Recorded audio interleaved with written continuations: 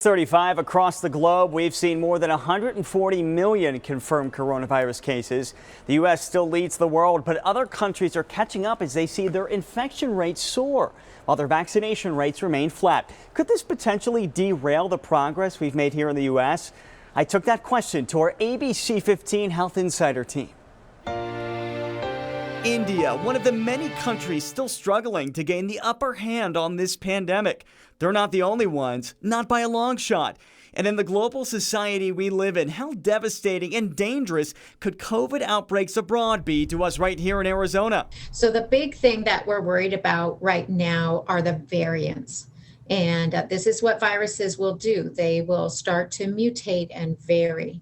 And what we think right now is that the vaccines are actually being quite effective for these variants, but time will tell. ABC15 Health Insider Dr. Janice Johnson with Redirect Health explains, as we learn how long our immunity from vaccines will last, identifying new variants that pop up in other parts of the world will be key. The UK variant, for example, now the dominant strain in places like Florida and Michigan. But as more and more people begin to travel, what kind of impact does that have? We know the CDC recently recommended that if you're fully vaccinated, that you do have a green light to travel. But I'm guessing the advice would be avoid one of these countries that's currently experiencing a surge. That would probably be the safest advice to give anyone.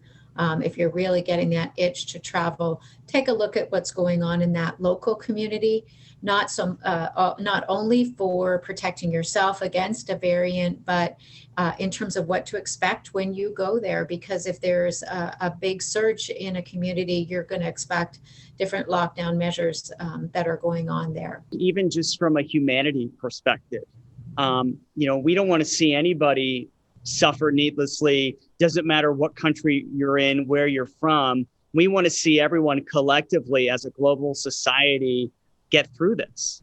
Absolutely. Yes. I'm Canadian, and they're definitely seeing some increased numbers in Canada. I'm from Ontario, and there's their third wave that's going on there. So, we've kind of gone through two peaks. It's possible we could go through a third one, just like other places as well. And you feel like, oh, we're through it, everything's good now, but we still just need to be cautious and understand as the science evolves.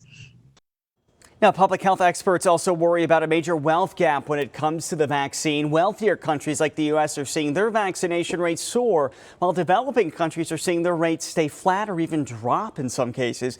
Now, there is an effort that is happening right now to help vaccinate these countries that's backed by the World Health Organization, but experts say it is still not nearly enough. Is there a question or a story you want our Health Insider team to look into? Email us at healthinsider@abc15.com. You can also see all of our Health Insider stories at abc15.com/health.